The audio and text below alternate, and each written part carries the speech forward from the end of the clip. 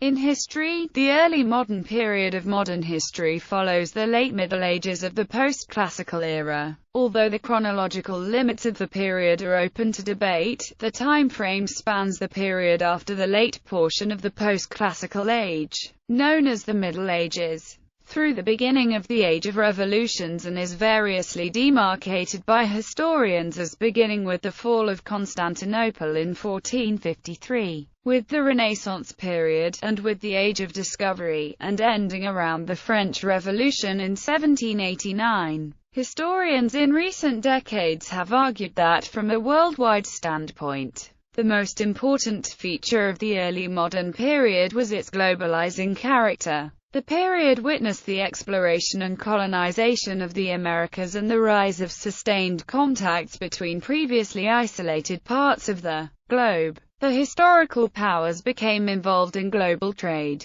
This world trading of goods, plants, animals, and food crops saw exchange in the Old World and the New World. The Columbian Exchange greatly affected the human environment. Economies and institutions began to appear, becoming more sophisticated and globally articulated over the course of the early modern period. This process began in the medieval North Italian city-states, particularly Genoa, Venice, and Milan. The early modern period also saw the rise and beginning of the dominance of the economic theory of mercantilism. It also saw the European colonization of the Americas, Asia, and Africa during the 15th to 19th centuries, which spread Christianity around the world. The early modern trends in various regions of the world represented a shift away from medieval modes of organization, politically and other times economically. The period in Europe witnessed the decline of feudalism and includes the Reformation, the disastrous 30 Years' War, the Commercial Revolution, the European colonization of the Americas, and the Golden Age of piracy, ruling China at the beginning of the early modern period.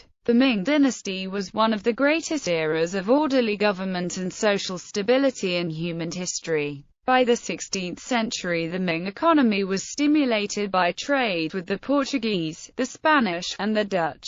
The Azuchi Momoyama period in Japan saw the Nunbun trade after the arrival of the first European Portuguese. Other notable trends of the early modern period include the development of experimental science, the speed-up of travel through improvements in mapping and ship design, increasingly rapid technological progress, secularized civic politics, and the emergence of nation-states. Historians typically date the end of the early modern period when the French Revolution of the 1790s began their modern period. Early modern timeline. Dates are approximate. Consult particular article for details. Early modern themes: Other Africa and the Near East. The Ottoman Empire in this period. The growth of the Ottoman Empire is the period followed after the rise of the Ottoman Empire in which the Ottoman state reached the Pax Ottomana. This era was perhaps the golden age for the Ottoman Empire. North and Northeast Africa. The Ottomans expanded southwestwards into North Africa while battling with the re-emergent Persian Shia Safavid Empire. To the east, in the Saracen sphere of power, the Ottoman Empire, which had conquered Constantinople in 1453 and had seized Egypt in 1517, established the regencies of Algeria, Tunisia, and Tripoli, Morocco remaining an independent Arabized Berber state under the Sharifan dynasty, which had its beginnings at the end of the 13th century.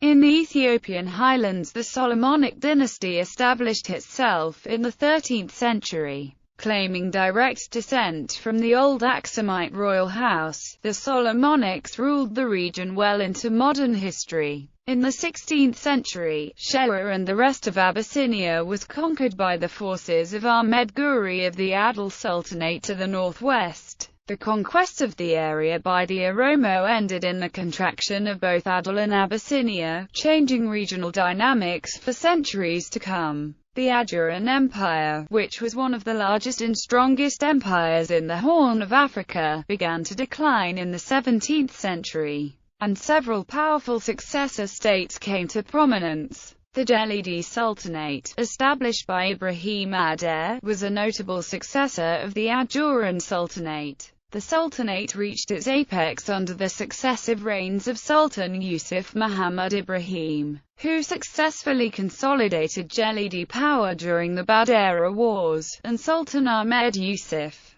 who forced regional powers such as the Omani Empire to pay tribute. The Majeerteen Sultanate was a Somali sultanate in the Horn of Africa, ruled by King Osman Mahamuud during its golden age. It controlled much of northern and central Somalia in the 19th and early 20th centuries. The polity had all of the organs of an integrated modern state and maintained a robust trading network, along with the Sultanate of Hobyo ruled by Sultan Yusuf Ali Kenadid. The Majeerteen Sultanate was eventually annexed into Italian Somaliland in the early 20th century, following the military campaign of the Sultanates. Safavids. The Safavid Empire was a great Shia Persianate empire after the Islamic conquest of Persia and established of Islam, marking an important point in the history of Islam in the East. The Safavid dynasty was founded about 1501. From their base in Ardabil, the Safavids established control over all of Persia and reasserted the Iranian identity of the region,